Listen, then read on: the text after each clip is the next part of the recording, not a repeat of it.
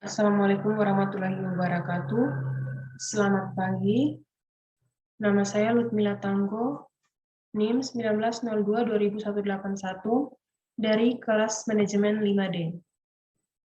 Saya akan menjelaskan beberapa materi dari manajemen rantai pasok. Yang pertama, strategi rantai pasok dan operasi.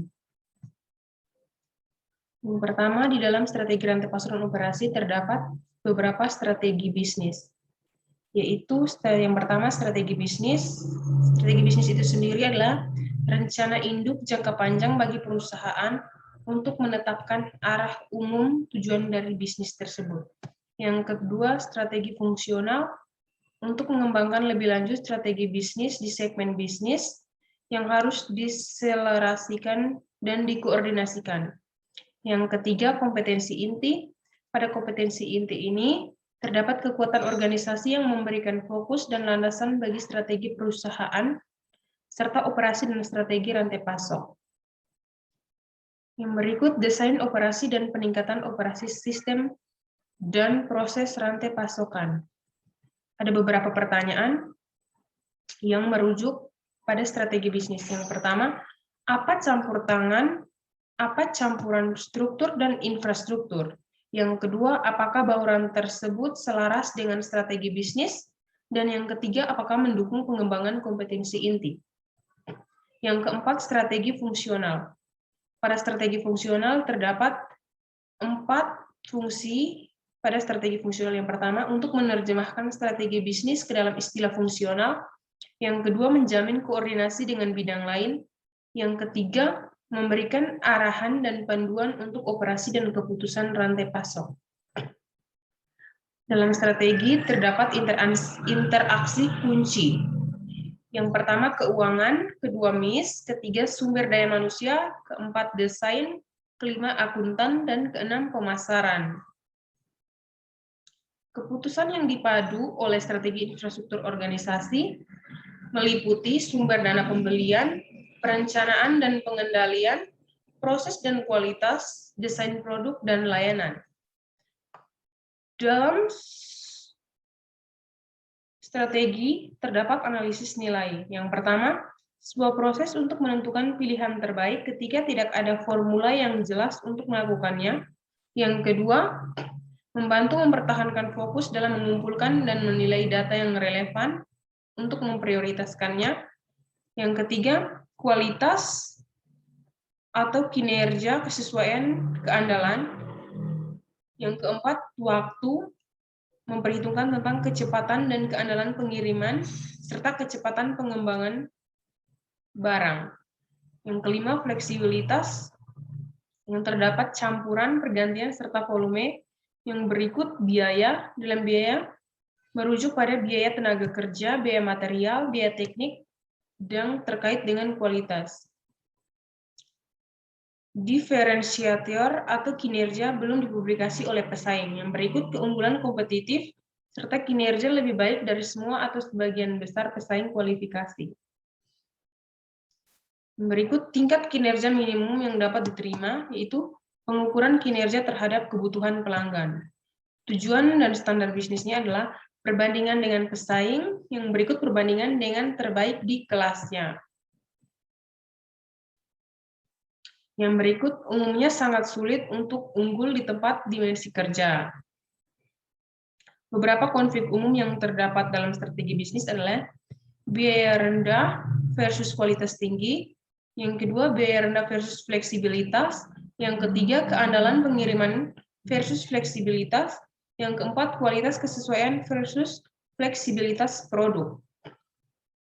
Materi yang kedua, manajemen pengukuran kinerja rantai pasok. Yang berikut, pengukuran kinerja supply chain adalah salah satu aspek fundamental dalam supply chain manajemen adalah manajemen kinerja dan perbaikan secara berkelanjutan. Untuk menciptakan manajemen kinerja yang efektif diperlukan sistem pengukuran yang mampu mengevaluasi kinerja supply chain secara holistik. Manfaat pengukuran kerja supply chain, yang pertama melakukan monitoring dan pengendalian, Yang kedua, mengkomunikasikan tujuan organisasi ke fungsi-fungsi pada supply chain. Yang ketiga, mengetahui di mana posisi suatu organisasi relatif terhadap pesaing. Yang keempat, menentukan arah perbaikan untuk menciptakan keunggulan bersaing. Model pengukuran kinerja supply chain atau model POA, Performance of Activity, meliputi kinerja aktivitas yang diukur dalam 7 dimensi, yaitu 1. Biaya adalah biaya yang timbul dalam suatu aktivitas. Yang kedua, waktu, di mana waktu yang diperlukan untuk mengerjakan suatu aktivitas. Yang ketiga, kapasitas, di mana seberapa banyak volume pekerjaan. 4. Produktivitas adalah untuk mengukur sejauh mana sumber daya secara efektif digunakan untuk merubah input menjadi output. Yang kelima, kapabilitas, yaitu kemampuan agregat suatu supply chain untuk melakukan suatu aktivitas, meliputi reliabilitas, ketersediaan, dan fleksibilitas. Yang keenam, utilasi atau tingkat pemakaian sumber daya dalam supply chain. Yang ketujuh, outcome atau hasil dari suatu proses atau aktivitas. Yang berikut, salah satu ukuran yang paling umum digunakan dalam semua manajemen operasi adalah perputaran persediaan atau berdasarkan tahunan. Perputaran yang dilakukan berdasarkan tahunan pemasaran. Yang berikut, dalam situasi di mana persediaan distribusi dominan, lebih disukai dan mengukur beberapa persediaan dalam sistem pada waktu tertentu. Yang berikutnya, bagaimana cara mengurangi material yang menumpuk di gudang? Lead time lama, solusi perpendek lead time adalah dengan cara meminta pada pemasok supaya memiliki gudang lebih dekat. Yang berikut, ketidaklancaran proses produksi ada pada penumpukan barang setengah jadi, pemeliharaan berkala atau pemeliharaan periodik, manajemen pemeliharaan periodik yang implikasi biayanya paling rendah. Sedikit catatan, upaya meningkatkan kinerja ini adalah dengan cara mempercepat pembayaran piutang perusahaan. Materi yang berikut itu penjelasan tentang proposal dengan judul Kekuatan Manajemen Hubungan Pelanggan dalam Meningkatkan Kualitas Produk dan Kepuasan Pelanggan. Yang pertama, ada pendahuluan, di mana dalam lingkungan bisnis yang kompetitif saat ini, perusahaan manufaktur telah mengidentifikasi kebutuhan untuk menjadi lebih berorientasi pada pelanggan dalam manajemen rantai pasok mereka. Menurut Ganesan dan Harrison, supply chain management atau SCM melibatkan kegiatan pengadaan bahan, transformasi bahan-bahan tersebut menjadi produk antara dan produk jadi, dan distribusi produk jadi tersebut kepada pelanggan. Yang kedua, terdapat manajemen hubungan pelanggan, terdapat pada tinjauan pustaka, di mana temuan penelitian menunjukkan bahwa manajemen rantai pasokan yang efektif mengarah pada peningkatan kepuasan pelanggan dan peningkatan kinerja organisasi. Namun, menurut bukti empiris berdasarkan pertentangan ini masih langka. Untuk memiliki keunggulan kompetitif umumnya menyiratkan bahwa suatu organisasi dapat memiliki harga yang lebih rendah, kualitas yang lebih tinggi, ketergantungan yang lebih tinggi, dan waktu pengiriman yang lebih singkat jika dibandingkan dengan persaingannya.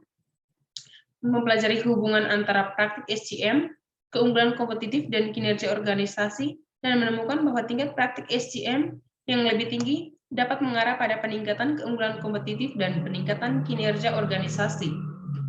Yang ketiga, ada hipotesis. Hipotesis model persamaan struktur yang digunakan dalam penelitian ini adalah untuk menganalisa pengaruh struktural manajemen hubungan pelanggan atau CRM terhadap hasil kerja. Studi ini mengusulkan bahwa manajemen hubungan pelanggan atau CRM memiliki pengaruh penting terhadap kinerja kualitas produk dan kepuasan pelanggan. Oleh karena itu, hipotesis utama berikut diselidiki. H1, manajemen hubungan pelanggan memiliki efek struktur positif pada kualitas produk. H2, manajemen hubungan pelanggan memiliki efek struktural positif terhadap kepuasan pelanggan. H3, kualitas produk memiliki efek struktural positif terhadap kepuasan pelanggan. Yang keempat, metode penelitian perusahaan sampel yang dipilih dari perusahaan manufaktur di Malaysia. Kerangka sampling diambil dari Federasi Direktori Produsen Malaysia atau FMM adalah 250 tanggapan diterima dan dianalisis menggunakan paket SPSS. Tujuan utama dari penelitian 103 adalah untuk mengukur persepsi manajemen, manajer, kualitas senior, atau manajer produksi tentang praktik manajemen, hubungan pelanggan di SCM, dan untuk mendapatkan wawasan tentang manfaat penerapan manajemen hubungan pelanggan di industri manufaktur. Yang kelima, analisis klaster dan uji peringkat Friedman. Analisis klaster dan uji peringkat Friedman dilakukan dengan tujuan untuk menentukan dimensi CRM manakala yang diberi prioritas tinggi oleh pencapaian kepuasan pelanggan yang tinggi. Karena kepuasan pelanggan adalah hasil yang sangat penting dalam CRM. Analisis berikut didasarkan pada pengelompokan kepuasan pelanggan. Hasil dari analisis klaster secara statistik menyegmentasikan manufaktur ini. Perusahaan menjadi dua kelompok berdasarkan pengukuran kepuasan pelanggan yang diberi label. Keenam, pemodelan pemasaran struktur atau SEM. Mengingat sifat konfirmatori dari penelitian ini, teknik analisis statistik yang disebut permodelan persamaan struktur atau SEM digunakan. Temuan model SM yang dimediasi sebagian menunjukkan bahwa nilai C kuadrat yang dihasilkan adalah 44,99 dengan 41 derajat kebebasan nilai P 0,308. Yang ketujuh, kesimpulan dan implikasi untuk organisasi saat ini hanya memberikan produk atau layanan berkualitas kepada pelanggan tidak cukup. Untuk menjadi sukses, organisasi harus berusaha untuk membangun dan memelihara hubungan yang solid dengan prospek pelanggan, mitra pelanggan, dan pemangku kepentingan. Yang kedelapan, temuan dan bukti penelitian menghasilkan beberapa kesimpulan. Antaranya, CRM standar estimasi C-square, CRM berpengaruh positif dan signifikan terhadap kualitas produk dan kepuasan pelanggan, terutama melalui dimensi yaitu mengevaluasi hubungan dengan pelanggan secara terus-menerus, memfasilitasi dan membantu pelanggan kami, serta mengukur dan mengevaluasi kepuasan pelanggan. Berikut pencapaian kepuasan pelanggan yang tinggi memiliki tingkat dimensi CRM yang lebih tinggi, seperti mengukur dan mengevaluasi kepuasan pelanggan, mengevaluasi hubungan dengan pelanggan secara terus-menerus, dan menyediakan tindak lanjut dan layanan purna jual daripada pencapaian kepuasan pelanggan yang rendah. Namun, kedua klaster tersebut masih mengalami kesulitan dalam mengizinkan pelanggan untuk berpartisipasi dalam desain produk dan proses.